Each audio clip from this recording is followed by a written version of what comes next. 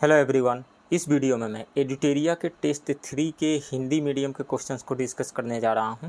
ये सभी क्वेश्चंस आने वाले 69th बीपीएससी पीटी एग्ज़ाम में आप सबको सफल बनाने में बहुत ही ज़्यादा मदद करेंगे। तो चलिए शुरू करते हैं।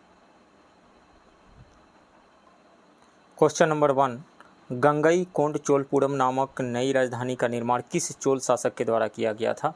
राजेंद्र प्रथम के द्वारा किया गया था। राइट ऑप्शन बी होगा। सूची 1 को सूची 2 के साथ सुमेलित कीजिए। पानीपत की प्रथम लड़ाई। पानीपत की प्रथम लड़ाई 1526 ईस्वी में हुई थी बाबर एवं इब्राहिम लोदी के बीच में, तो ए का 2 हो जाएगा। और खानवा की लड़ाई 1527 ईस्वी में हुई थी बाबर एवं राणा संगा के बीच में, तो 1527 बी का 1 हो जाएगा। और कनौज की लड़ाई 1540 में शेर शाह एवं हुमायूं के मध्य हुई थी, तो सी का 3 हो जाएगा। यानी ए का 2, बी का 1 एंड सी का 3, यानी 213 राइट ऑप्शन बी होगा। दिल्ली सल्तनत का वास्तविक संस्थापक कौन था? तो इल्तुतमिश को दिल्ली सल्तनत का वास्तविक संस्थापक माना जाता है क्योंकि उसने दिल्ली सल्तनत की सैन्य, आर्थिक, कृषि एवं मुद्रा व्यवस्था में महत्वपूर्ण सुधार करते हुए दिल्ली सल्तनत की मजबूत नींव रखी थी। साथ ही बंगाल, ग्वालियर आदि क्षेत्रों में साम्राज्य का विस्तार करते हुए नवगठित साम्राज्य को मंगोल आक्रमण से सुरक्षित भी रखा था। सो राइट ऑप्शन बी होगा, इल्तुतमिश। निम्नलिखित में से कौन सा कथन बलबन के संदर्भ में सही नहीं है? बलबन ने रक्त एवं लौह की नीति अपनाई, ये सही है। बलबन ने चालीसा दल का दमन किया था, चालीसा दल का गठन किया था, ये सही है। बलबन ने चालीसा दल का दमन किया था, गठन नहीं, दमन किया था, तो ये सही है। इसने ईरानी त्यौहार नौरोज को दरबार में आरंभ करवाया था, ये भी सही है। सिजदा और पाबोस प्रथा का शुरुआत भी इसने ही करवाया था, तो उपयुक्त में से कोई नहीं होगा। ये तीनों ही स्टेटमेंट सही है, चुनना है सही नहीं है, तो इसमें से उपयुक्त में से कोई नहीं, राइट ऑप्शन डी होगा। चित्तौड़ पर किस शासक के समय अलाउद्दीन खिलजी ने आक्रमण किया था? तो अलाउद्दीन खिलजी ने 1303 ईस्वी में चित्तौड़ अभियान की शुरुआत की थी और उस समय चित्तौड़ का राजा रतन सिंह थे, राइट ऑप्शन सी होगा। घड़ी कर यानी गृह कर लगाने वाला दिल्ली का प्रथम सुल्तान कौन था? तो अलाउद्दीन खिलजी ने राजस्व में वृद्धि के लिए घड़ी कर यानी गृह कर लगाया था तथा इसके साथ दुधारू पशुओं पर भी चराई कर लगाया था। अलाउद्दीन खिलजी पहला शासक था जिसने उपज का 50% भूमि कर के रूप में वसूल किया था, राइट ऑप्शन सी होगा, अलाउद्दीन खिलजी। दिल्ली सल्तनत के किस सुल्तान ने फलों की गुणवत्ता सुधारने हेतु उपाय किए थे? फिरोज शाह तुगलक ने, राइट ऑप्शन ए होगा। शेर शाह ने किस शासक को पराजित कर हजरते आला की उपाधि ग्रहण की थी? तो 1529 ईस्वी में बंगाल के शासक नुसरत शाह को पराजित करके शेर खां ने हजरते आला की उपाधि ग्रहण की थी और 1539 में चौसा का युद्ध जीतने के बाद शेर खां ने शेर शाह की उपाधि ग्रहण की थी। सो राइट ऑप्शन सी होगा, नुसरत शाह को हराकर। निम्न में से कौन सा युग्म सही सुमेलित नहीं है? सल्तनतकालीन विभाग, संबंधित पद। वित्त विभाग दीवाने अर्ज वित्त विभाग हुआ करता था, नहीं, दीवाने अर्ज सैन्य विभाग हुआ करता था, तो ये गलत है। दीवान ए बिजारत वित्त विभाग हुआ करता था, दीवान ए बिजारत। कृषि विभाग दीवान ए अमीर ए कोही, दीवान ए अमीर ए कोही कृषि विभाग हुआ करता था, ये सही है। दीवान ए इंसा पत्राचार विभाग हुआ करता था, ये सही है। तो इसमें से बी और सी सही है, ए गलत है, सो राइट ऑप्शन ए होगा। कश्मीर के किस शासक को कश्मीर का अकबर कहा जाता है? तो सुल्तान जैनुल आबदीन, जिसका शासनकाल 1420 से लेकर के 1470 तक रहा, की उदार जन कल्याणकारी और सहिष्णुतावादी नीतियों के कारण उसे कश्मीर का अकबर कहा जाता है तथा कश्मीर में मूल्य नियंत्रण व्यवस्था के कारण उसे कश्मीर का अलाउद्दीन खिलजी भी कहा जाता है, तो जैनुल आबदीन हो जाएगा, राइट ऑप्शन सी। निम्नलिखित में दिल्ली सल्तनत के किस शासक ने सर्वप्रथम भारत में सैन्य विभाग दीवाने अर्ज की स्थापना की थी? बलबन ने की थी, राइट ऑप्शन ए होगा। विजयनगर साम्राज्य के किस शासक ने चीन के सम्राट के पास अपना राजदूत भेजा था? तो बुक्का प्रथम ने, राइट ऑप्शन सी होगा। देवराय द्वितीय को निम्न में से कौन सी उपाधि प्राप्त थी? तो देवराय द्वितीय विजयनगर का महानतम शासक था। उसकी प्रजा ने उसे इमाडी देवराय की उपाधि प्रदान की थी, इमाडी देवराय की। उसके अभिलेखों में उसके लिए गजबेटकर अर्थात हाथियों के शिकारी की उपाधि मिलने का उल्लेख भी मिलता है।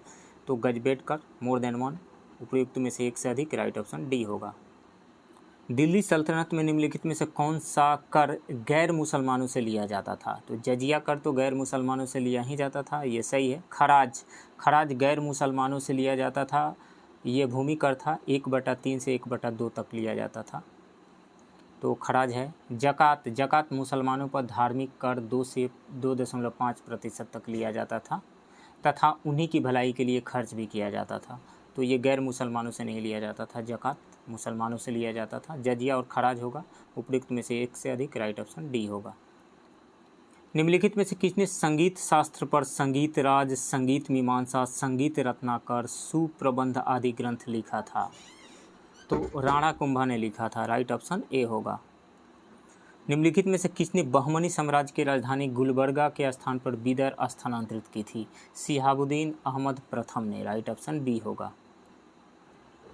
मिथ्फा उल फुतूह की रचना किस मध्यकालीन लेखक द्वारा किया गया था? अमीर खुसरो के द्वारा किया गया था, राइट ऑप्शन सी होगा। हसन निजामी ने ताजुल मासिर नाम की पुस्तक की रचना की थी और जिया नक्शबी ने तूतीनामा नामक पुस्तक की रचना की थी। बाबर ने अपनी आत्मकथा बाबरनामा में किस शासक को समकालीन भारत का सबसे शक्तिशाली राजा कहा था? कृष्णदेव राय को, राइट ऑप्शन बी होगा। अकबर के दरबार में आने वाला पहला अंग्रेज व्यक्ति निम्नलिखित में से कौन था? रॉल्फ फीच था, रॉल्फ फीच, राइट ऑप्शन सी होगा। अकबर द्वारा मजहरनामा नामक घोषणा पत्र किस वर्ष जारी किया गया था? तो अकबर ने समस्त धार्मिक मामलों को अपने हाथों में लेने के लिए तथा धार्मिक मामलों में अपनी सर्वोच्चता बनाने के लिए 1579 ईस्वी में मजहरनामा नामक घोषणा पत्र जारी किया था। 1579, राइट ऑप्शन बी होगा। हुमायूं द्वारा लड़े गए निम्नलिखित युद्धों में सबसे बाद में कौन सा युद्ध लड़ा गया था? चौसा का युद्ध 1539 में हुआ था। शेर शाह ने हुमायूं को हराया था इस युद्ध में। कब हुआ? 1539 में। और कनौज का या फिर बिलग्राम का युद्ध भी इसको कहा जाता है, 1540 में शेर शाह द्वारा हुमायूं अंतिम रूप से पराजित हुआ था, ये होगा 1540। और देवरा का युद्ध 1531 में हुआ था। 1531 में हुमायूं ने अफ़गानों को हराया था इस युद्ध में, तो 1531, 1539, 1540 यानी कनौज का युद्ध सबसे बाद में हुआ था, राइट ऑप्शन बी होगा। किस मुग़ल शासक का मकबरा भारत में स्थित नहीं है?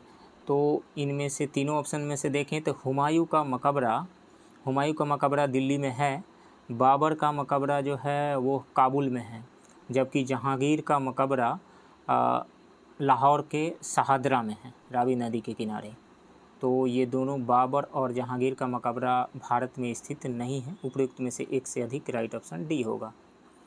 औरंगजेब के समय किस जाट विद्रोही नेता ने अकबर के मकबरे को लूटा था? चूड़ामन ने, राइट ऑप्शन सी होगा। शेर शाह के भू राजस्व व्यवस्था के संबंध में निम्नलिखित में से क्या सही है? शेर शाह की लगान व्यवस्था मुख्य रूप से रैयतवाड़ी व्यवस्था थी, जिसमें किसानों से प्रत्यक्ष संपर्क स्थापित किया जाता था, ये सही है। शेर शाह ने उत्पादन के आधार पर भूमि को 3 श्रेणियों अच्छी, मध्यम और खराब में विभाजित किया था, ये भी सही है। शेर शाह ने भूमि माप के लिए सिकंदरी गज 39 अंगुल या 32 इंच एवं सन की डंडी का प्रयोग किया था, ये भी सही है। शेर शाह के समय भू राजस्व उत्पादन का 1/3 भाग कर के रूप में वसूल किया जाता था, ये भी सही है। तो उपरोक्त चारों कथन सही है, 1, 2, 3, 4, राइट ऑप्शन ए होगा। अकबर द्वारा किए गए कार्यों का सही क्रम कालाक्रमानुसार कौन सा है? कालाक्रमानुसार कौन सा है?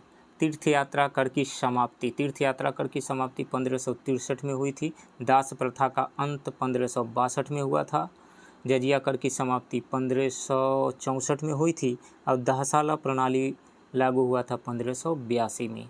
तो दास प्रथा का अंत 1562 में सबसे पहले, उसके बाद में 1563 में तीर्थ यात्रा कर की समाप्ति, उसके बाद 1564 में जजिया कर की समाप्ति, उसके बाद 1582 में दहसाला प्रणाली लागू हुआ था। तो इसमें से सी हो जाएगा दास प्रथा का अंत, देन तीर्थ यात्रा कर की समाप्ति 1563 में, देन जजिया कर की समाप्ति 1564 में, देन दहसाला प्रणाली लागू किया गया 1582 में। राइट ऑप्शन सी होगा। मुगल मनसबदारी व्यवस्था में 2 अस्पा एवं सिंह अस्पा प्रथा किसने शुरू की थी? तो जहांगीर ने मुगल मनसबदारी व्यवस्था में एक ऐसी प्रथा चलाई जिसमें बिना जात पद बढ़ाए ही मनसबदारों को अधिक सेना रखने को कहा जाता था। तो इसमें से राइट ऑप्शन हो जाएगा बी, जहांगीर। अकबर ने किसकी अध्यक्षता में अनुवाद विभाग की स्थापना की थी? तो अकबर ने अपने राजकवि फैजी की अध्यक्षता में अनुवाद विभाग की स्थापना की थी। फैजी, राइट ऑप्शन सी होगा। निम्न में से कौन सा युग्म सही सुमेलित नहीं है? गुरु अंगद ने गुरुमुखी लिपि की शुरुआत की थी, ये सही है। गुरु अर्जुन देव ने आदि ग्रंथ का संकलन किया था, ये भी सही है। गुरु गोविंद सिंह ने पाहुल प्रथा की शुरुआत की थी, ये भी सही है। तो तीनों ही सही सुमेलित है।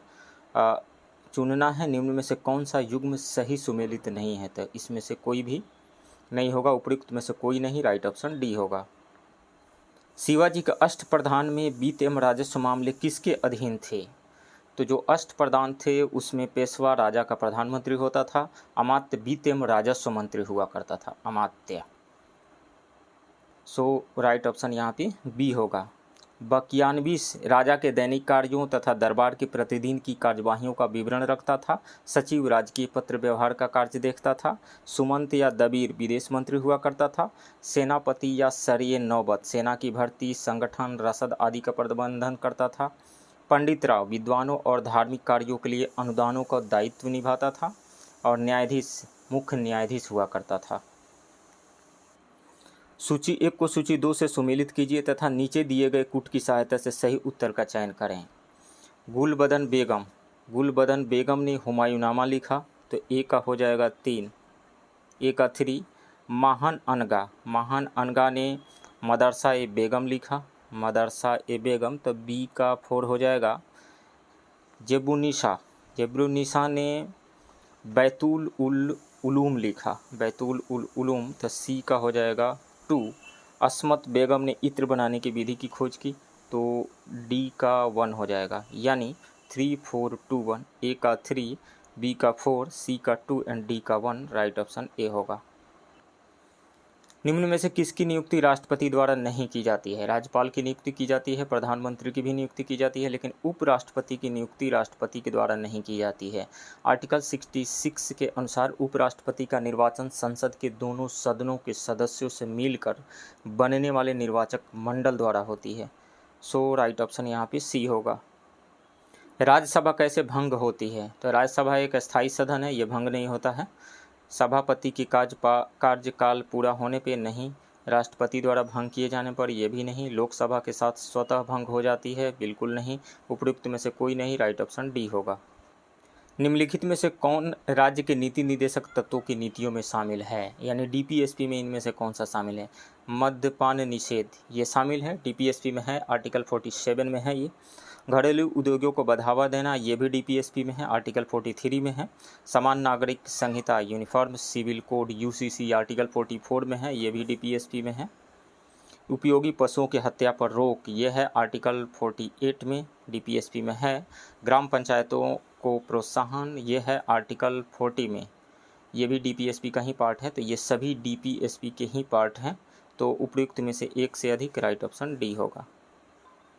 राज्य के नीति निदेशक तत्व किस प्रकार मौलिक अधिकार से भिन्न हैं? निदेशक तत्व केंद्र सरकार के लिए है तथा मौलिक अधिकार राज्य सरकारों के लिए है, नहीं, ये गलत है। निदेशक तत्व न्यायालय में प्रवर्तनीय नहीं है, जबकि मौलिक अधिकार प्रवर्तनीय हैं, ये सही है। निदेशक तत्व और मौलिक अधिकार दोनों न्यायालयों में वाद्य योग्य हैं, नहीं। डीपीएसपी नहीं है, फंडामेंटल राइट है, तो इसमें से राइट ऑप्शन बी होगा। भारत में राष्ट्रपति के निर्वाचक के लिए निर्वाचन मंडल के सदस्य होते हैं। लोकसभा के निर्वाचित सदस्य, ये सही है। राज्यसभा के निर्वाचित सदस्य, ये भी सही है। राज्य विधानसभा के निर्वाचित सदस्य, ये भी शामिल होते हैं। राज्य विधान परिषद के निर्वाचित सदस्य नहीं। 1 2 3 सही है, राइट ऑप्शन सी होगा 1 2 3। भारत के राष्ट्रपति को संविधान के उल्लंघन के आधार पर उसके पद से हटाया जा सकता है। भारत के मुख्य न्यायाधीश द्वारा, लोकसभा के द्वारा, भारत के प्रधानमंत्री के द्वारा नहीं, सिर्फ संसद के द्वारा महाभियोग प्रक्रिया के माध्यम से हटाया जा सकता है। सो उपयुक्त में से कोई नहीं, राइट ऑप्शन डी होगा। भारत में द्विसदनात्मक संसद की व्यवस्था की गई है। द्विसदनात्मक व्यवस्था के संदर्भ में निम्न में से एक कौन सा तर्क सही है? समाज के सभी वर्गों और देश के सभी क्षेत्रों के समुचित प्रतिनिधित्व को सुनिश्चित करने हेतु, ये सही है। एक सदन द्वारा लिए गए निर्णय पर पुनर्विचार हेतु, बिल्कुल ये सही है। प्रथम सदन की निरंकुशता से व्यक्ति की रक्षा करने हेतु, ये भी सही है। तो तीनों ही सही है, उपयुक्त में से एक से अधिक, राइट ऑप्शन डी होगा। राज्यसभा के संदर्भ में निम्नलिखित में से कौन सा कथन सत्य नहीं है? भारत का उपराष्ट्रपति राज्यसभा का पदेन सभापति होता है, ये सही है। राज्यसभा की किसी बैठक की गणपूर्ति कोरम के लिए 1/10 सदस्यों की उपस्थिति अनिवार्य है, ये भी सही है। उपराष्ट्रपति की अनुपस्थिति में संसदीय कार्य मंत्री राज्यसभा की बैठकों की अध्यक्षता करता है, नहीं। उपराष्ट्रपति की अनुपस्थिति में संसदीय कार्य मंत्री नहीं, उपसभापति बैठक की अध्यक्षता करता है, तो ये गलत है। तो राइट ऑप्शन यहाँ पे सी होगा। लोकसभा की कार्यवाही के संचालन के लिए अध्यक्ष यानी स्पीकर का चुनाव किया जाता है। राष्ट्रपति के द्वारा नहीं, प्रधानमंत्री के द्वारा ये भी नहीं, राज्यसभा के सदस्यों के द्वारा नहीं, लोकसभा के सदस्यों के द्वारा अपने में से ही किसी का चुनाव किया जाता है। लोकसभा अपने सदस्यों में से अध्यक्ष एवं उपाध्यक्ष का चुनाव करती है। तो उपयुक्त में से कोई नहीं, राइट ऑप्शन डी होगा। लोकसभा अध्यक्ष यानी स्पीकर अपने निर्णायक मत का प्रयोग करते हैं केवल संविधान संशोधन के मामले में नहीं, आपातकाल के मामले में नहीं, किसी विषय पर पक्ष और विपक्ष के समान मत होने की स्थिति में, राइट ऑप्शन सी होगा। संसदीय कार्यवाही में स्थगन प्रस्ताव लाने का उद्देश्य क्या है? सार्वजनिक महत्व के विभिन्न आवश्यक मुद्दों पर बहस करने हेतु, ये सही है। विपक्षी सदस्यों के मंत्री से सूचना प्राप्त करने हेतु, नहीं। किसी अनुदान की मांग में एक निश्चित मात्रा में कटौती हेतु, बिल्कुल नहीं। स्थगन प्रस्ताव के द्वारा सदन का सामान्य कामकाज स्थगित कर सार्वजनिक महत्व के विशेष मुद्दे पर विचार किया जाता है। यदि कोई विषय इतना आवश्यक है कि विलंब नहीं किया जा सकता है तो संसद सदस्यों द्वारा उस विषय पर चर्चा के लिए स्थगन प्रस्ताव स्वीकृत किया जाता है। यह इस बात का संकेत है कि यह प्रस्ताव सरकार की नीतियों के प्रति सशक्त विरोध के रूप में हो रहा है। यदि स्थगन प्रस्ताव पारित हो जाता है तो लोकसभा में सरकार के विरुद्ध अविश्वास प्रस्ताव लाया जा सकता है। राज्यसभा में स्थगन प्रस्ताव नहीं लाया जाता है। सो इसमें से राइट ऑप्शन ए होगा। भारत के उच्चतम न्यायालय के न्यायाधीशों के संदर्भ में निम्नलिखित में से कौन सा कथन सही है? उच्चतम न्यायालय के प्रत्येक न्यायाधीश की नियुक्ति राष्ट्रपति द्वारा की जाती है, ये बिल्कुल सही है। राष्ट्रपति के लिए अन्य न्यायाधीशों की नियुक्ति में मुख्य न्यायाधीश से परामर्श लेना आवश्यक होता है, ये भी सही है। संसद कानून बनाकर न्यायाधीशों की संख्या में परिवर्तन कर सकती है, ये भी सही है। तो उपयुक्त में से एक से अधिक, राइट ऑप्शन डी होगा। निम्नलिखित में से कौन सा उच्चतम न्यायालय के प्रारंभिक क्षेत्राधिकार के अंतर्गत आता है? भारत सरकार तथा एक या एक से अधिक राज्यों के बीच कोई विवाद, ये आता है। परस्पर दो या अधिक राज्यों के बीच विवाद, ये भी आता है। प्रारंभिक क्षेत्राधिकार के अंतर्गत संसद के किसी सदन अथवा राज्य विधानमंडल में हुए चुनाव पर विवाद, ये नहीं आता है। 1 और 2 सही है, केवल 1 और 2, राइट ऑप्शन बी होगा। निम्न में से कौन सा विषय भारत के संविधान की समवर्ती सूची में है? तो समवर्ती सूची में वन आता है, वन्यजीव संरक्षण, जनसंख्या नियंत्रण और परिवार नियोजन आदि आता है। तो इसमें से राइट ऑप्शन सी होगा। केंद्र राज्य संबंधों के संदर्भ में निम्नलिखित में से एक कौन सा सत्य है? राज्यपाल की भूमिका केंद्र और राज्यों के बीच सदैव ही विवाद का विषय रही है, ये सही है।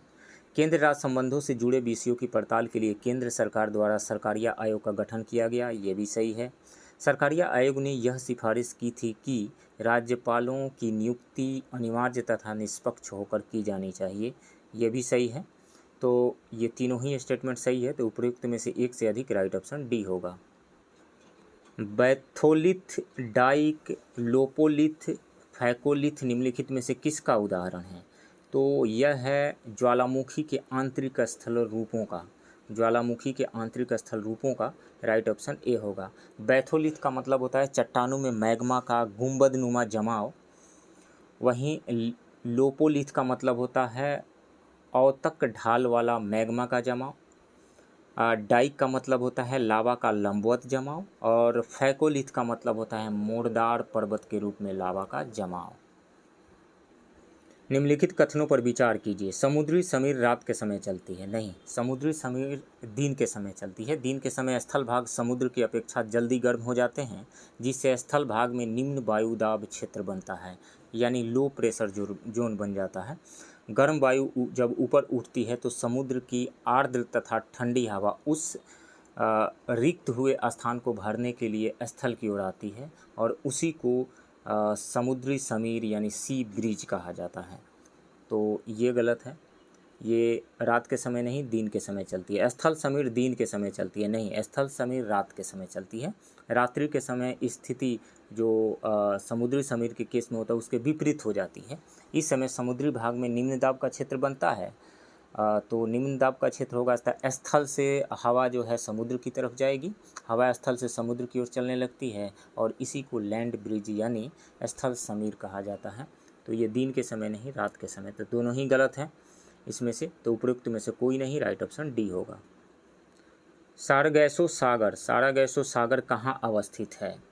तो सारागैसो सागर समुद्र में एक घास का मैदान है और इसकी अवस्थिति उत्तरी अमेरिका के पूर्वी तट पर 20 डिग्री से 40 डिग्री उत्तरी अक्षांश एवं 35 से 75 डिग्री पश्चिमी देशांतर के मध्य स्थित है। यह अटलांटिक महासागर में सर्वाधिक लवणता वाला क्षेत्र भी है ये। तो इसमें से राइट ऑप्शन सी हो जाएगा, उत्तरी अमेरिका के पूर्वी तट पर, सी। ग्रेट बियर एवं ग्रेट स्लेव झील किस देश में स्थित है? तो यह कनाडा में है, राइट ऑप्शन ए होगा। निम्नलिखित में से कौन सही सुमेलित नहीं है? गोबी, गोबी डेजर्ट जो है ये मंगोलिया में है, ये सही है। टकला मकान चीन में है, ये भी सही है। अटाकामा उत्तरी चिली में है, ये भी सही है। तो इसमें से सभी सही सुमेलित है, तो उपयुक्त में से कोई नहीं, राइट ऑप्शन डी होगा। निम्नलिखित में से कौन सा कथन सही है? रेपेटी असंबद्धता ऊपरी मेंटल एवं निचली मेंटल के मध्य स्थित है, यानी रेपेटी डिसकंटिन्यूटी ऊपरी मेंटल एवं निचली मेंटल के मध्य में स्थित है, ये सही है। गुटेनबर्ग असंबद्धता निचली मेंटल एवं बाह्य क्रोड के मध्य स्थित है, ये भी सही है। लेहमैन असंबद्धता बाह्य क्रोड एवं आंतरिक क्रोड के मध्य स्थित है, ये भी सही है। तो ये तीनों ही सही सुमेलित है, तो उपयुक्त में से एक से अधिक, राइट ऑप्शन डी होगा। पृथ्वी के क्रस्ट में पाए जाने वाले तत्वों के प्रतिशत मान के आधार पर घटते क्रम में सजाएं। तो सबसे ज़्यादा है ऑक्सीजन 46.8%, उसके बाद है सिलिकॉन 27.72%, उसके बाद है एल्युमिनियम 8.13% और फोर्थ पे है आयरन 5%। इसके बाद में आता है कैल्शियम 3.63%, उसके बाद सोडियम 2.83%, उसके बाद पोटेशियम 2.59%, उसके बाद मैग्नीशियम 2.09%। जो ये 8 एलिमेंट हैं, 8 प्रकार के जो तत्व हैं, ये पृथ्वी के लगभग 98% भाग हैं। ये पृथ्वी के क्रस्ट का लगभग 98%, 98% है। तो इसमें से सबसे ज़्यादा oxygen, then silicon, then aluminium, then लोहा, 1 2 3 4 होगा, राइट ऑप्शन सी। पारिस्थितिक तंत्रों में एक स्तर से दूसरे स्तर पर औसत ऊर्जा का स्थानांतरण होता है। तो लिंडमैन के अनुसार एक ट्रॉपिक लेवल से दूसरे ट्रॉपिक लेवल पे 10% ऊर्जा का स्थानांतरण होता है, 10%, और इसी को 10% का नियम भी कहा जाता है, राइट ऑप्शन ए होगा। निम्नलिखित में से कौन ग्रीन हाउस गैस है? तो ग्रीन हाउस गैस में कार्बन डाइऑक्साइड भी आएंगी, इसके अलावा इसमें मीथेन भी आती है, क्लोरोफ्लोरोकार्बन भी। तो उपयुक्त में से एक से अधिक, राइट ऑप्शन डी होगा। ग्रीन हाउस गैसेस में शामिल है carbon dioxide, nitrogen oxide N2O, chlorofluorocarbon CFC, perfluorocarbon PFC5, sulphur hexafluoride, methane, hydrofluorocarbon. निम्नलिखित में से कौन सही सुमेलित है? तो ब्लैक रोलर यह एक स्थानीय पौन है, ब्रिकफिल्डर भी स्थानीय पौन है, नार्वेस्टर भी स्थानीय पौन है। ब्लैक रोलर ऑस्ट्रेलिया में चलती है, स्थानीय पौन है, ये सही है। ब्रिकफिल्डर उत्तरी अमेरिका में चलने वाली स्थानीय पौन है, ये सही है। नार्वेस्टर न्यूजीलैंड में चलने वाली स्थानीय पौन है, ये सही है। तो उपयुक्त में से एक से अधिक, राइट ऑप्शन डी होगा। मॉन्ट्रियल अंतर्राष्ट्रीय पर्यावरण सम्मेलन का आयोजन वर्ष है, तो इसका आयोजन किया गया था 1987 में, 1987 में। राइट ऑप्शन बी होगा। ये सम्मेलन आयोजित किया गया था 16 सितंबर 1987 को, इसलिए हर एक साल 16 सितंबर को ओजोन दिवस के रूप में मनाया जाता है। 22 दिसंबर को होता है, तो 22 दिसंबर को मकर संक्रांति होता है। इस दिन दक्षिणी गोलार्ध में सबसे बड़ा दिन तथा सबसे छोटी रात होती है, और इसी दिन उत्तरी गोलार्ध में सबसे बड़ी रात तथा सबसे छोटा दिन होता है। तो दक्षिणी गोलार्ध का सबसे बड़ा दिन होता है, उत्तरी गोलार्ध का सबसे छोटा दिन होता है। ये दोनों ही सही है। उत्तरी गोलार्ध का सबसे बड़ा दिन नहीं होता, उत्तरी गोलार्ध का सबसे बड़ी रात होती है। तो बी और सी सही है। उपयुक्त में से एक से अधिक। राइट ऑप्शन डी होगा। निम्नलिखित में से कौन आंतरिक ग्रह नहीं है? तो डिस्टेंस के अकॉर्डिंग आंतरिक ग्रह जो हैं वो हैं बुध, शुक्र, पृथ्वी और मंगल। आंतरिक ग्रह माई वेरी इफिशिएंट मदर तक, ये है आंतरिक ग्रह। उसके बाद में जस्ट सर्व्ड अस नट्स, यानी बृहस्पति, शनि, अरुण एवं वरुण, ये बाह्य ग्रह होते हैं। तो इसमें से शनि जो है वो है निम्नलिखित में से कौन आंतरिक ग्रह नहीं है? तो शनि आंतरिक ग्रह नहीं है, शनि बाह्य ग्रह है। पृथ्वी, शुक्र ये आंतरिक ग्रह में आते हैं, बुध, शुक्र, पृथ्वी एवं मंगल। सो राइट ऑप्शन सी होगा।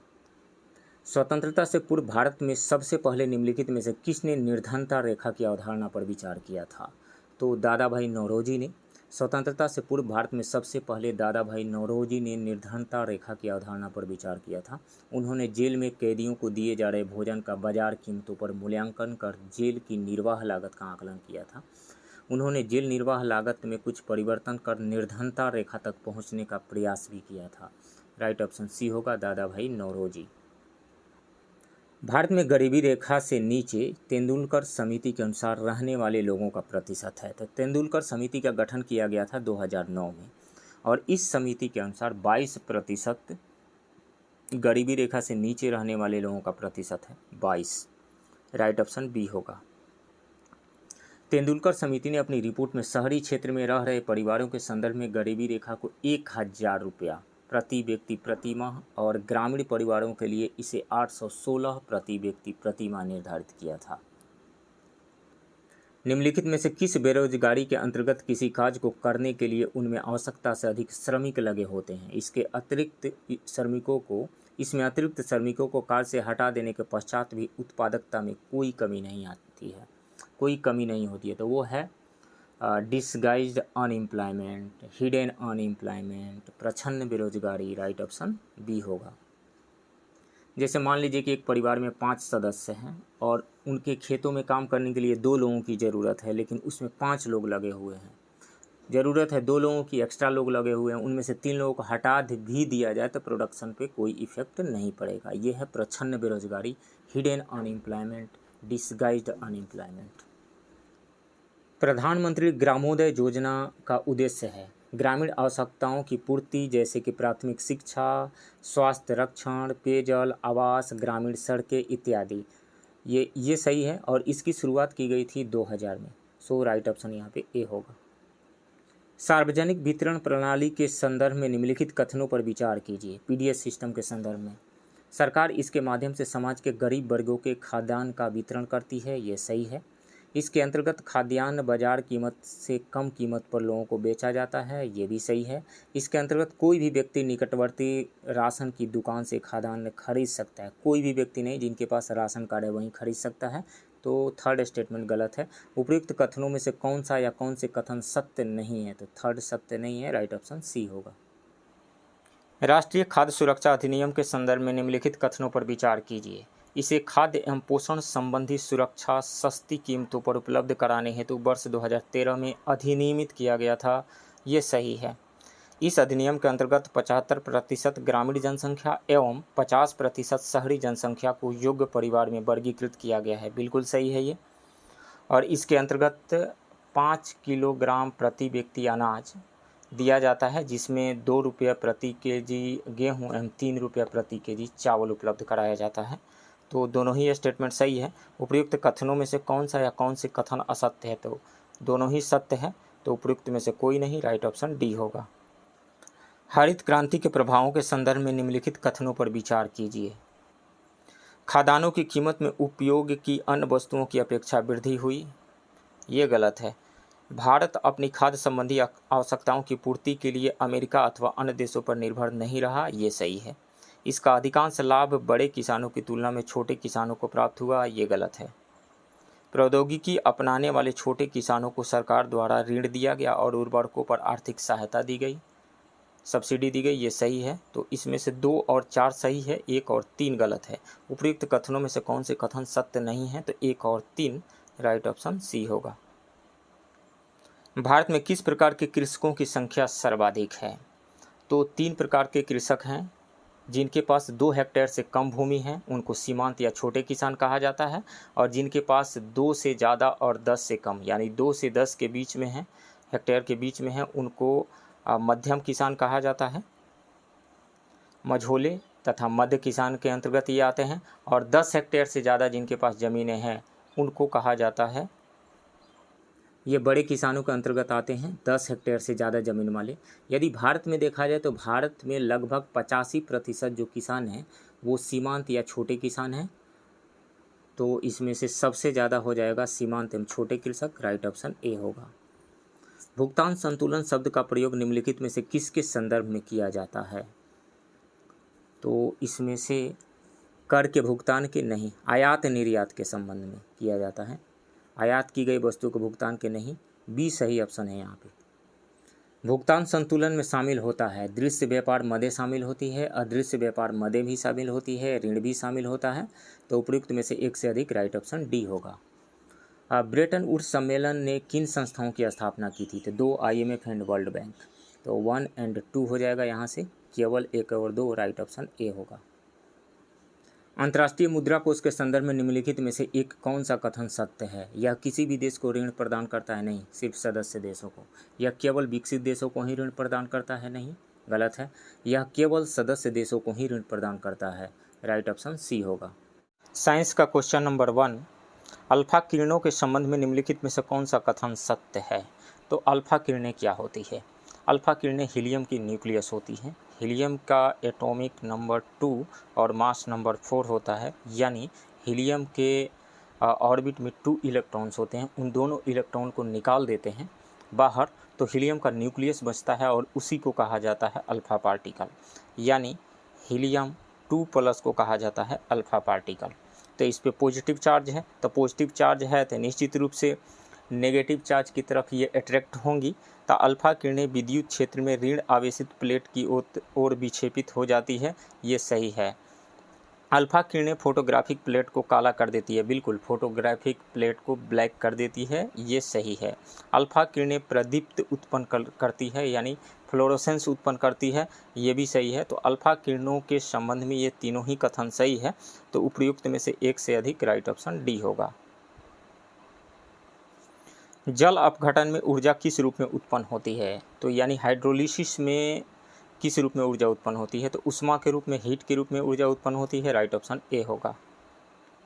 H2SO4 में S का उपचयनांक यानी ऑक्सीडेशन नंबर क्या है?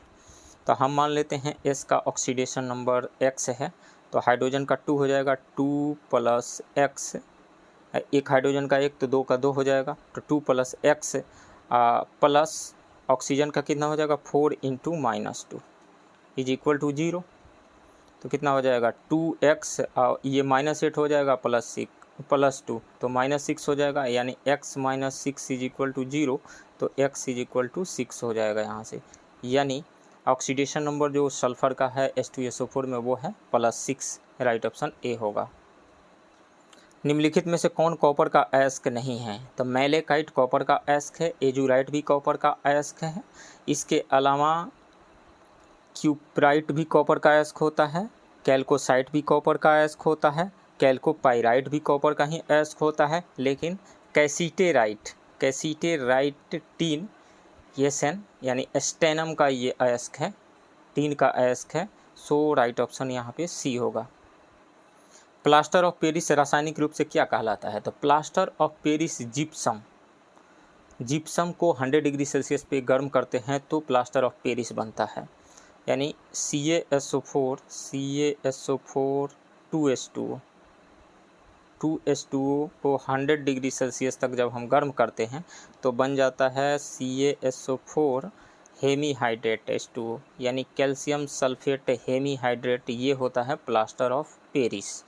तो calcium sulphate hemihydrate right option C होगा। और इस प्लास्टर ऑफ पेरिस में जब वाटर मिला देंगे तो फिर ये जिप्सम में कन्वर्ट हो जाता है। मिश्र धातु में किस पदार्थ के संयोग से निष्कलंक इस्पात यानी स्टेनलेस स्टील अचुंबकीय हो जाते हैं? तो स्टेनलेस स्टील में जब निकेल मिलाया जाता है तो वो अचुंबकीय हो जाते हैं, यानी नॉन मैग्नेटिक हो जाते हैं। वहीं जब कार्बन मिलाएंगे तो उसमें हार्डनेस बढ़ जाता है। राइट ऑप्शन बी होगा। एथिलीन का उपयोग किस में किया जाता है? तो फलों को कृत्रिम विधि से पकाने में किया जाता है, ये सही है। निश्चेतक यानी एनेस्थेटिक के रूप में, ये भी सही है। पॉलीथीन बनाने में, ये भी सही है। तो उपयुक्त में से एक से अधिक, राइट ऑप्शन डी होगा। निम्नलिखित में से कौन सा बहुलक जैव निम्नीकृत नहीं किया जा सकता है? तो इसमें से यदि प्रोटीन देखें, जैसे मांस का ही टुकड़ा यदि हम ले लें, मांस का टुकड़ा ले लें, उसमें प्रोटीन है या कोई भी अदर सोर्स है प्रोटीन का, वो सड़ गल जाएगा, बायोडिग्रेडेबल है। इसके अलावा सेलुलोज घास फूस वगैरह वो भी सड़ गल जाता है, बायोडिग्रेडेबल है। लेकिन PVC पॉलीविनाइल क्लोराइड जो पाइप वगैरह में इसका यूज़ किया जाता है, यह बायोडिग्रेडेबल नहीं है, यानी पॉलीविनाइल क्लोराइड PVC बायोडिग्रेडेबल नहीं है। सो राइट ऑप्शन ए होगा, यानी ये जैव निम्नीकृत नहीं है। निम्नलिखित में से कौन सा कथन सही है? सोडियम कार्बोनेट को बेकिंग सोडा के रूप में जाना जाता है। सोडियम कार्बोनेट को नहीं, सोडियम बाइकार्बोनेट को बेकिंग सोडा कहा जाता है, तो ये गलत है। सोडियम बाइकार्बोनेट को धोवन सोडा यानी वॉशिंग सोडा कहा जाता है, नहीं। सोडियम कार्बोनेट को, जिसमें वाटर के भी मॉलिक्यूल्स होते हैं, आई थिंक 10 मॉलिक्यूल्स होते हैं, तो सोडियम कार्बोनेट को वॉशिंग सोडा कहा जाता है, बाइकार्बोनेट को नहीं, ये गलत है। सिरका में फॉर्मिक अम्ल पाया जाता है, नहीं, सिरका में फॉर्मिक नहीं, एसिटिक अम्ल पाया जाता है, तो ये भी गलत है। निम्नलिखित में से कौन सा कथन सही है? तो कोई भी कथन सही नहीं है, उपयुक्त में से कोई नहीं, राइट ऑप्शन डी होगा। एक बिलियन का pH मान 3 है, जब बिलियन का pH मान 6 तक परिवर्तित होता है तो H+ आयन सांद्रण पर क्या प्रभाव पड़ेगा? तब pH इज इक्वल टू होता है -log of concentration of hydrogen ion concentration यहाँ पे। तो यदि pH का मान 3 है, यदि pH का वैल्यू 3 है, इसका मतलब है कि कंसंट्रेशन, यानी हम शुरुआत का कंसंट्रेशन ले लें, हाइड्रोजन आयन का कंसंट्रेशन 10⁻³ होगा, 10⁻³ मोल पर लीटर होगा। और जब ये चेंज करके चेंज करके pH 6 हो जाता है तो फाइनल जो हाइड्रोजन आयन का कंसंट्रेशन है वो हो गया आपको 10⁻⁻6। तो चेंज कितना आया? फाइनल में से इनिशियल को घटाएंगे, इसमें से घटाएंगे तो सोल्व नहीं हो पाएगा, हम डिवाइड कर देते हैं यहाँ से। यहाँ देखिए 10⁻6 है, निश्चित रूप से घट गई है, 10⁻6 हो गया है, तो 10⁻6 जो है 10⁻³ से कम ही है, तो कंसंट्रेशन तो घट ही गई है। अब यदि हम डिवाइड कर दें, एक में दूसरे से डिवाइड करें, तो ये पाते हैं कि यह 1000 गुना घट गया है, यानी 10⁻³ से 10⁻6 1000 टाइम्स कम है, तो घट गया है। सो राइट ऑप्शन यहाँ से सी होगा। अमोनियम सल्फेट का रासायनिक सूत्र होता है, तो अमोनियम आयन यदि मैं बात करूँ NH4+ और सल्फेट आयन SO4 2-, तो अमोनियम की वैलेंसी 1 होती है, इसकी वैलेंसी 1, और सल्फेट आयन की वैलेंसी 2 होती है। तो हम जानते हैं जब इसको मॉलिक्यूल के रूप में बनाएंगे तो ये वैलेंसी एक्सचेंज हो जाता है, यानी 2 जो है NH4 पे जाएगा, 1 SO4 2- पे जाएगा। तो इस तरीके से फार्मूला बनेगा NH4 2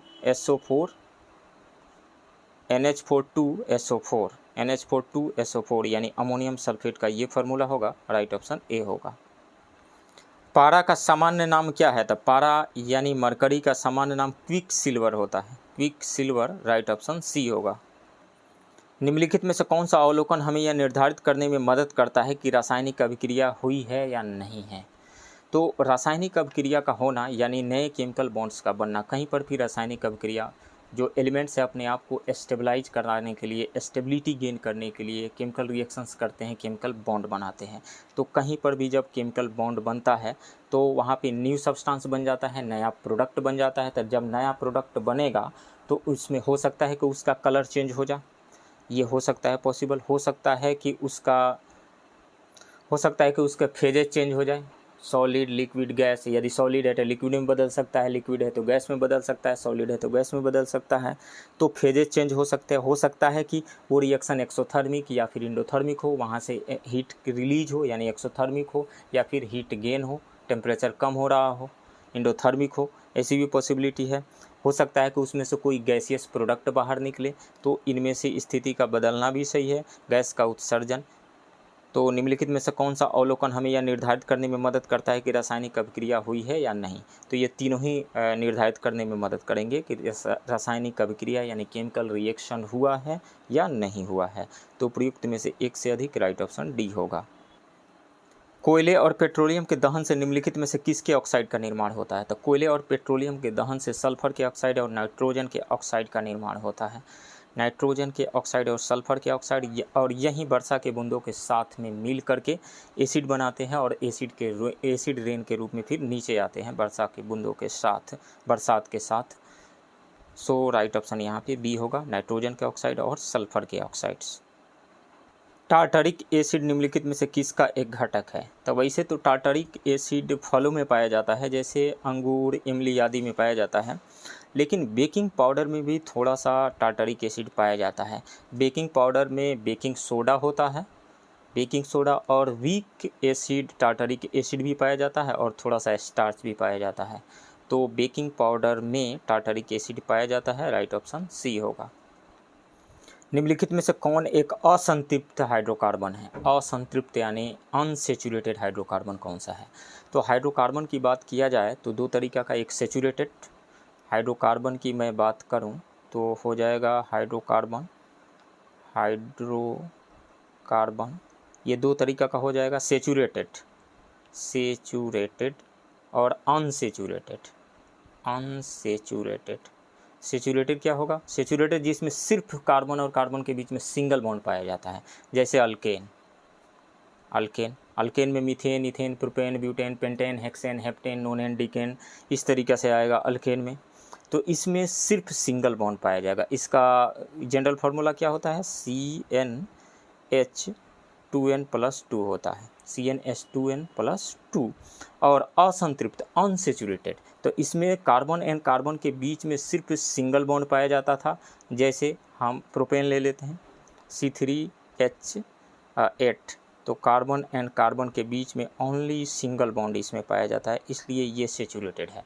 और अनसेचुरेटेड में क्या हो जाएगा? जिसमें कार्बन एंड कार्बन के बीच में सिंगल बॉन्ड नहीं, डबल एंड ट्रिपल बॉन्ड भी पाया जाता है, डबल एंड ट्रिपल बॉन्ड। तो डबल एंड ट्रिपल बॉन्ड के बेसिस पर हम देखें तो इसमें अल्कीन हो जाएगा, अल्कीन, और दूसरा हो जाएगा अल्काइन।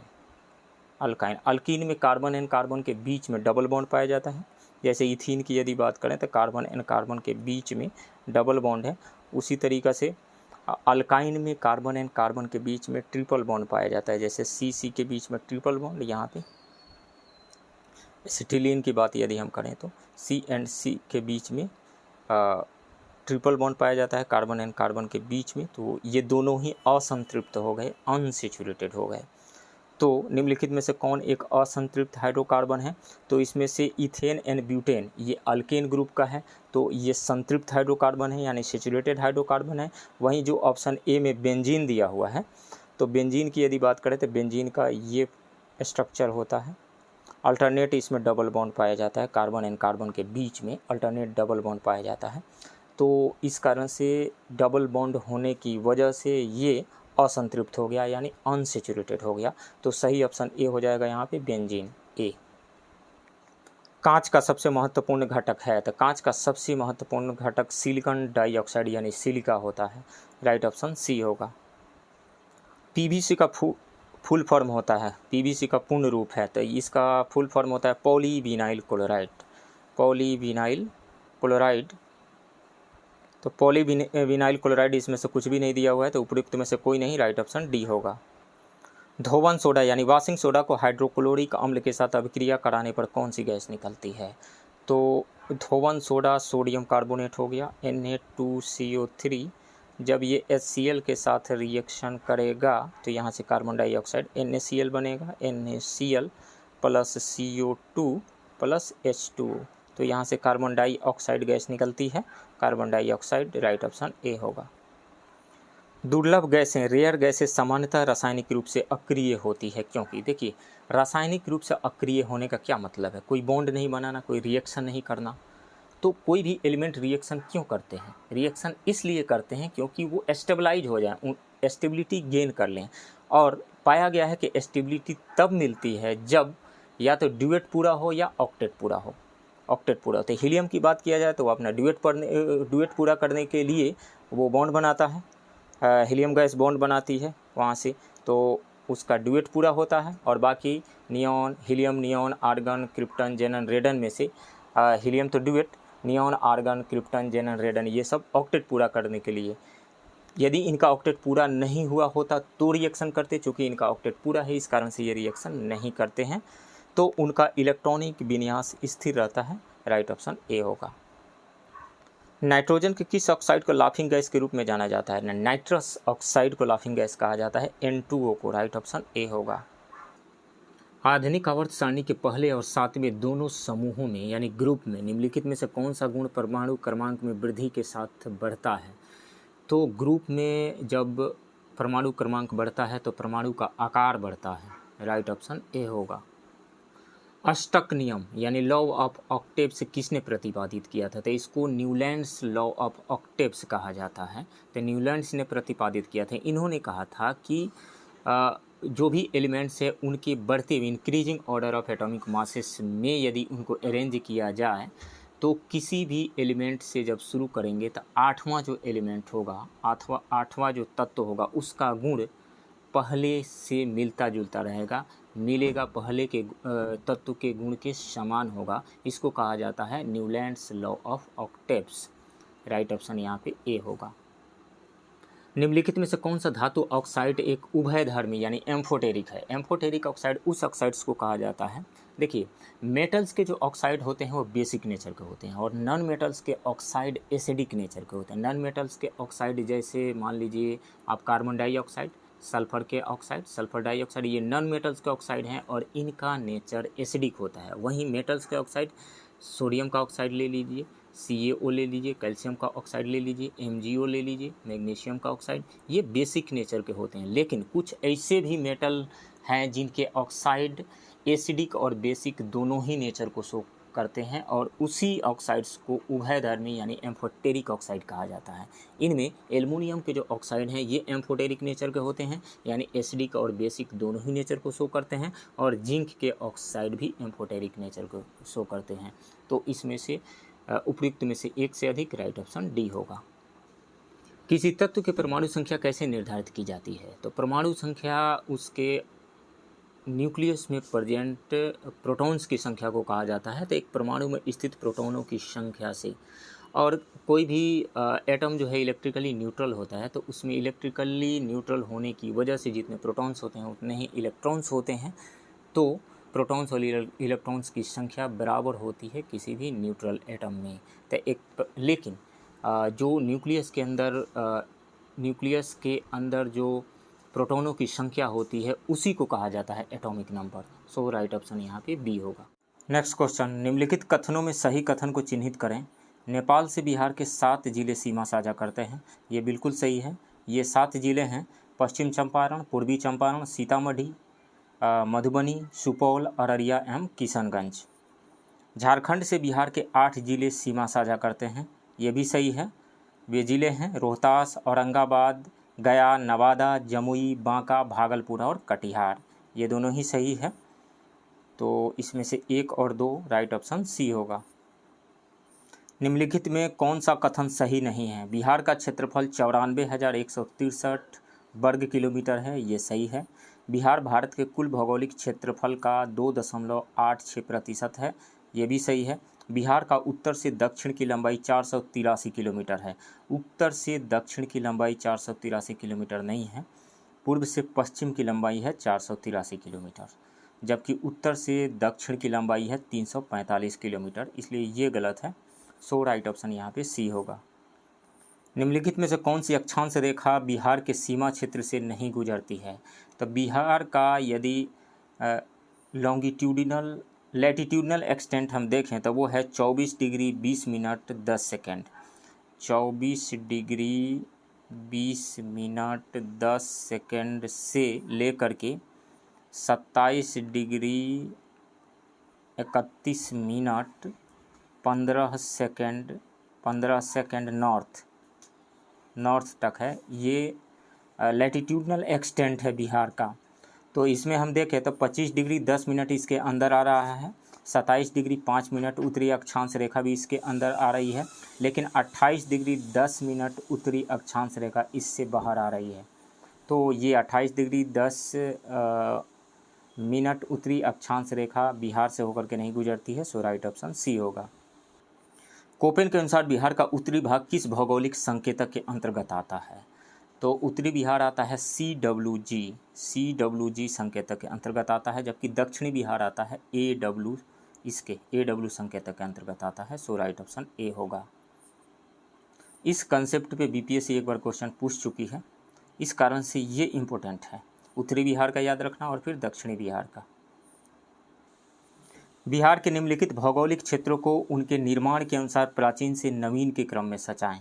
तो सबसे प्राचीन होंगी यहाँ पे खड़गपुर की पहाड़ियाँ, उसके बाद में कैमूर की पहाड़ियाँ, उसके बाद सोमेश्वर की पहाड़ियाँ, और सबसे नई होंगी गंगा का मैदान। तो 1 2 3 4 राइट ऑप्शन ए होगा। निम्नलिखित में कौन सी नदी समूह उत्तर प्रदेश से बिहार में प्रवेश करती है? तो उत्तर प्रदेश से बिहार में घाघरा प्रवेश करती है, गंगा भी प्रवेश करती है और कर्मनाशा प्रवेश करती है। इसमें से राइट ऑप्शन बी होगा। बिहार में किस नदी पर बहुउद्देशीय परियोजना निर्मित नहीं है? तो कोसी नदी पे निर्मित है, गंडक पे भी निर्मित है, सोन पे भी निर्मित है, लेकिन गंगा पे बिहार में कोई बहुउद्देशीय परियोजना निर्मित नहीं है। सो राइट ऑप्शन सी होगा। नागी एवं नकटी वन्यजीव अभ्यारण्य बिहार के किस जिले में स्थित है? तो ये है जमुई जिले में, जमुई जिला राइट ऑप्शन बी होगा। निम्नलिखित में कौन सी मिट्टी बिहार में पाई जाती है? तो करैल केवाल ये बिहार में पाई जाती है, टाल मिट्टी भी पाई जाती है, बलथर मिट्टी भी पाई जाती है। टाल मिट्टी जो है दक्षिण बिहार में पाई जाती है, बलथर मिट्टी भी दक्षिण बिहार में पाई जाती है, करैल कवाल भी दक्षिण बिहार में ही पाई जाती है। उत्तर बिहार में पाई जाने वाली जो मिट्टियाँ हैं पर्वतपादीय मिट्टी, तराई मिट्टी, बांगर मिट्टी, खादर मिट्टी। नेक्स्ट है 2011 की जनगणना के अनुसार बिहार का लिंगानुपात क्या है? तो 918 है, राइट ऑप्शन ए होगा। बिहार का शिशु लिंगानुपात कितना है? 935 है। बिहार का जनसंख्या घनत्व 1106 पर स्क्वायर किलोमीटर है। बिहार की साक्षरता दर 61.8%। बिहार की दशकीय वृद्धि दर 25.42%। बिहार में निम्नलिखित में से किसका 95% तक उत्पादन होता है? पाइराइट का होता है, राइट ऑप्शन सी होगा। बिहार का कौन सा कृषि जलवायु क्षेत्र गन्ना उत्पादन के लिए प्रसिद्ध है? तो बिहार को कृषि दशाओं के आधार पर 3 कृषि जलवायु क्षेत्रों में विभाजित किया गया है, 3 जोन में विभाजित किया गया है, और तीसरे क्षेत्र को 2 उपवर्गों में ही विभाजित किया गया है, जोन 3A एवं जोन 3B में। जोन 1 इसमें उत्तर पश्चिम बिहार का क्षेत्र आता है, जिसमें 13 जिले शामिल हैं, और यह क्षेत्र गन्ना धान उत्पादन के लिए प्रसिद्ध है। तो यहाँ पे जोन 1 राइट ऑप्शन यहाँ से ए हो जाएगा। जोन 2 में उत्तर पूर्व बिहार का क्षेत्र आता है, जिसमें 8 जिले शामिल हैं, और ये 8 जिले यानी यह क्षेत्र जूट, धान, चाय, मक्का उत्पादन के लिए प्रसिद्ध है। जोन 3 की यदि बात करें तो यह दक्षिण बिहार का क्षेत्र है, इसमें 17 जिले शामिल हैं, और इसे 2 उपवर्ग जोन 3A एवं जोन 3B में विभाजित किया गया है। ब्रह्मकुंड बिहार में कहाँ स्थित है? तब ब्रह्मकुंड बिहार में राजगीर में स्थित है, राइट ऑप्शन ए होगा। ब्रह्मकुंड बिहार का सबसे गर्म जलकुंड है। कालीन उत्पादन के लिए प्रसिद्ध ओबरा बिहार किस जिले में स्थित है? ओबरा बिहार, तो यह औरंगाबाद जिले में स्थित है, राइट ऑप्शन ए होगा। बिहार औद्योगिक क्षेत्र विकास प्राधिकरण यानी बियाडा की स्थापना कब हुई थी? तो इसकी स्थापना 1974 में हुई थी, और उसका उद्देश्य उद्योगों के विकास के लिए एक मंच प्रदान करना था, जिससे सरकार एवं उद्यमियों के बीच सीधी बातचीत की जा सके। सो राइट ऑप्शन डी होगा, इसमें से उपरोक्त में से कोई नहीं। अक्टूबर 2022 में डेनमार्क के फाउंडेशन फॉर इन्वायरमेंट एजुकेशन द्वारा भारत के किस राज्य या केंद्र शासित प्रदेश के 2 समुद्री तटों को ब्लू फ्लैग का प्रमाणन प्रदान किया गया है? तो लक्षद्वीप के 2 समुद्री तटों मिनिकॉय थुंडी तट और कदमत तट को ब्लू फ्लैग प्रमाणन प्रदान किया गया है। तो ये कौन सा हो जाएगा यहाँ पे? लक्षद्वीप के। राइट ऑप्शन बी होगा। यदि कुल ब्लू फ्लैग प्रमाणन की बात की जाए तो भारत में अब तक 12 ब्लू फ्लैग समुद्र तट हैं। हाल ही में प्रधानमंत्री नरेंद्र मोदी ने भारत के किस शहर में महाकाल लोक गलियारा परियोजना के पहले चरण का उद्घाटन किया? उज्जैन में। राइट ऑप्शन सी होगा। हर घर गंगा जल योजना के संबंध में निम्नलिखित में से कौन सा कथन सही नहीं है? यह योजना बिहार सरकार द्वारा जल जीवन हरियाली मिशन के तहत शुरू की गई। ये सही है। इसका पहला चरण राजगीर में शुरू किया गया तथा दूसरा चरण नवादा में लागू किया जाएगा। ये सही है। इसके तहत प्रत्येक लाभार्थी को पीने और घरेलू उद्देश्यों के लिए प्रतिदिन 135 लीटर गंगा जल प्राप्त होगा। ये भी सही है। तो तीनों ही स्टेटमेंट सही है। कौन सा कथन सही नहीं है ये चुनना है, तो उपयुक्त में से कोई नहीं। राइट ऑप्शन डी होगा। ड्रोन के माध्यम से दवाइयाँ पहुँचाने के लिए भारत का पहला ड्रोन स्टेशन कहाँ स्थापित किया गया है? तो मेघालय में स्थापित किया गया है। राइट ऑप्शन सी होगा। नवंबर 2022 में प्रधानमंत्री नरेंद्र मोदी ने किस शहर में स्टैच्यू ऑफ प्रोस्पेरिटी का अनावरण किया? बेंगलुरु में। बेंगलुरु में। राइट ऑप्शन बी होगा।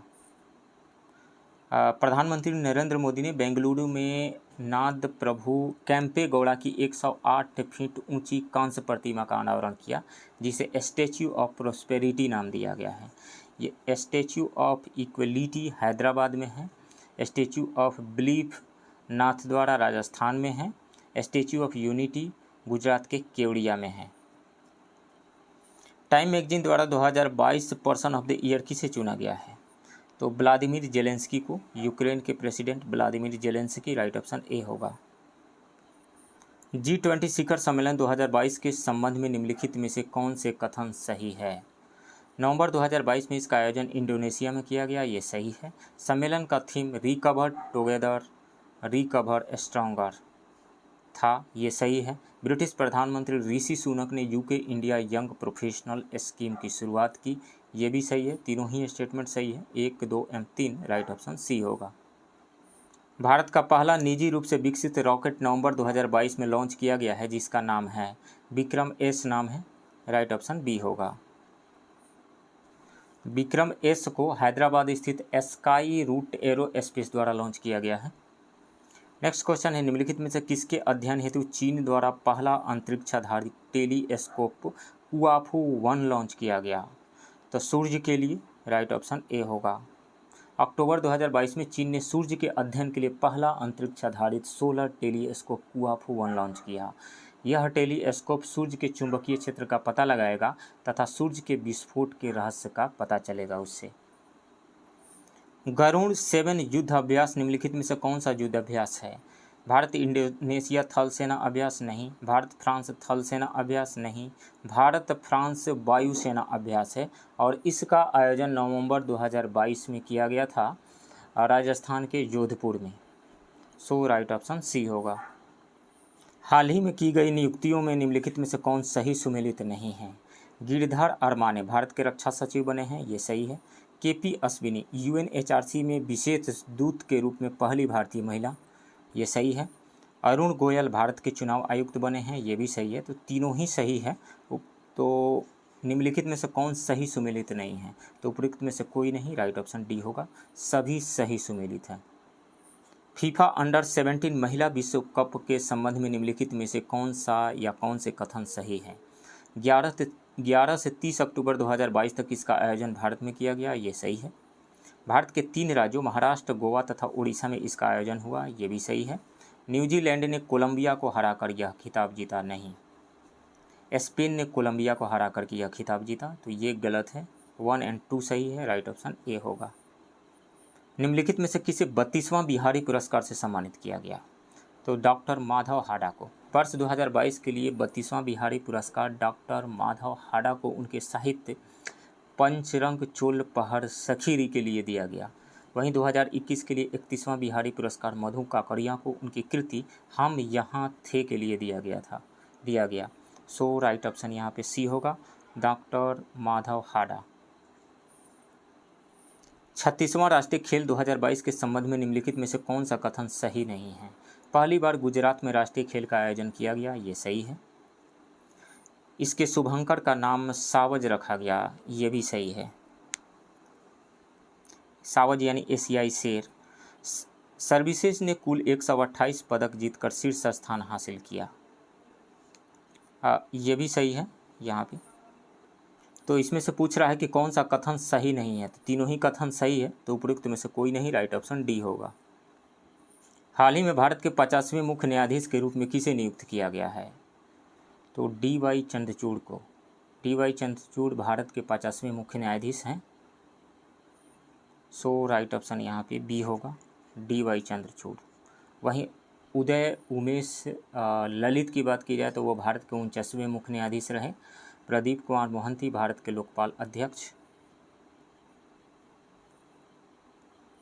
हाल ही में भारत की पहली स्वदेशी परमाणु पनडुब्बी का परीक्षण किया गया, जिसका नाम है, तो अक्टूबर 2022 में भारतीय नौसेना ने भारत की पहली स्वदेशी रूप से विकसित परमाणु पनडुब्बी INS अरिहंत का सफलतापूर्वक परीक्षण किया। भारत छठा ऐसा देश बन गया है जिसके पास स्वदेशी परमाणु पनडुब्बी है। 2009 में इसे लॉन्च किया गया था। इसे विशाखापट्टनम के शिप बिल्डिंग सेंटर में बार्क बाबा एटॉमिक रिसर्च सेंटर, भारतीय नौसेना और DRDO के वैज्ञानिकों द्वारा तैयार किया गया है। सो राइट ऑप्शन यहाँ पे सी होगा, INS Arihant. Pro kabaddi league season 9 के संबंध में निम्नलिखित में से कौन से कथन सही है। जयपुर पिंक पैंथर्स विजेता टीम रही, ये सही है। जयपुर पिंक पैंथर्स ने फाइनल में पुणेरी पल्टन को हराया, ये भी सही है। सीजन के सबसे मूल्यवान खिलाड़ी अर्जुन देसवाल रहे, ये भी सही है। तो तीनों ही सही है इसमें से, तो तीनों तो इसमें से दिया नहीं है, तो उपयुक्त में से एक से अधिक, राइट ऑप्शन डी होगा। दिसंबर 2022 में किस राज्य में भारत के पहले पैदल सेना संग्रहालय का उद्घाटन किया गया, तो मध्य प्रदेश के इंदौर जिले की महू छावनी में 16 दिसंबर 2022 को देश की पहली पैदल सेना संग्रहालय का उद्घाटन किया गया, राइट ऑप्शन बी होगा, मध्य प्रदेश। हाल ही में किस राज्य सरकार ने वन डिस्ट्रिक्ट वन स्पोर्ट पहल की शुरुआत की है, तो उत्तर प्रदेश ने किया है, Uttar Pradesh, right option A होगा। उत्तर प्रदेश सरकार ने एक जिला एक उत्पाद की तर्ज पर एक जिले में एक खेल को बढ़ावा देने के लिए एक जिला एक खेल पहल की शुरुआत की है। इसके तहत यूपी के 75 जिलों में से प्रत्येक में एक खेल की पहचान की जाएगी और जिलेवार खेल विशिष्ट प्रतिभाओं को खोजने और उनके कौशल को राष्ट्रीय और अंतर्राष्ट्रीय स्तर के टूर्नामेंट का प्रतिनिधित्व करने में सक्षम बनाया जाएगा। हाल ही में बिहार का कौन सा जिला पूरी तरह से पेपरलेस घोषित किया गया है, तो वो है सहरसा का कलेक्ट्रेट समाहरणालय, सहरसा, राइट ऑप्शन बी होगा। हाल ही में भारतीय ओलंपिक संघ की पहली महिला अध्यक्ष कौन बनी है, तो पहली महिला अध्यक्ष बनी है PT Usha, right option A होगा। हाल ही में किस देश को आसियान के 11वें सदस्य के रूप में स्वीकार करने की सैद्धांतिक मंजूरी मिली है, तो वह है पूर्वी तिमोर। इसने 2011 में सदस्यता के लिए आवेदन दिया था, राइट ऑप्शन सी होगा। नवंबर 2022 में किस राज्य में तीसरे राष्ट्रीय जनजातीय नृत्य महोत्सव 2022 का आयोजन किया गया, छत्तीसगढ़ में, राइट ऑप्शन ए होगा। हाल ही में इटली की पहली महिला प्रधानमंत्री कौन बनी है, जॉर्जिया मेलोनी बनी है, इटली की पहली महिला प्रधानमंत्री, राइट ऑप्शन बी होगा। और डीना बोलुआर्टे पेरू की पहली महिला राष्ट्रपति बनी है। और सूजन अर्नोल्ड वाल्ट डिज्नी की पहली महिला अध्यक्ष बनी है, सूजन अर्नोल्ड। हाल ही में प्रधानमंत्री नरेंद्र मोदी ने किस राज्य में मिशन लाइफ की शुरुआत की है, तो प्रधानमंत्री नरेंद्र मोदी ने गुजरात के केवड़िया में स्टैच्यू ऑफ यूनिटी स्थल से मिशन लाइफ अभियान की शुरुआत की है। इसमें लाइफ का मतलब लाइफ स्टाइल फॉर एनवायरनमेंट है। इस अभियान के जरिए पर्यावरण संरक्षण के दिशा में लोगों को प्रेरित किया जाएगा, राइट ऑप्शन बी होगा, गुजरात। हाल ही में किसे बुकर पुरस्कार 2022 से सम्मानित किया गया है, तो सेहान करुणा तिलका को बुकर पुरस्कार 2022 से सम्मानित किया गया है, राइट ऑप्शन सी होगा। उनके जो उपन्यास है the 7 moons of Maali Almeida के लिए, यह एक श्रीलंकाई लेखक हैं। हाल ही में बिहार के किस जिले में केंद्रीय गृह मंत्री अमित शाह ने लोक नायक जयप्रकाश नारायण की 14 फीट ऊंची प्रतिमा का अनावरण किया है? तो सारण है। केंद्रीय गृह मंत्री अमित शाह ने बिहार के सारण जिले के सीताब दियारा में लोक नायक जयप्रकाश नारायण की 14 फीट ऊंची प्रतिमा का अनावरण किया। सारण राइट ऑप्शन बी होगा। अक्टूबर 2022 में 9वीं इंटरपोल 90th इंटरपोल महासभा का आयोजन कहाँ किया गया? तो भारत में किया गया, राइट ऑप्शन सी होगा, भारत के नई दिल्ली में। निम्नलिखित में से किस राज्य सरकार द्वारा आसरा पेंशन योजना की शुरुआत की गई है? तो आसरा पेंशन योजना की शुरुआत तेलंगाना सरकार के द्वारा किया गया है और इस योजना के अंतर्गत राज्य के वृद्ध वर्ग, विधवाओं, शारीरिक रूप से आश्रित व्यक्तियों को सामाजिक सुरक्षा प्रदान किया जाएगा। सो राइट ऑप्शन ए होगा। हाल ही में जारी पब्लिक अफेयर्स इंडेक्स 2022 के संबंध में निम्नलिखित में से कौन सा कथन गलत है? यह बेंगलुरु स्थित पब्लिक अफेयर्स सेंटर PAC द्वारा प्रकाशित 7वां संस्करण था, ये सही है। बड़े राज्यों की श्रेणी में हरियाणा प्रथम स्थान पर रहा, ये भी सही है।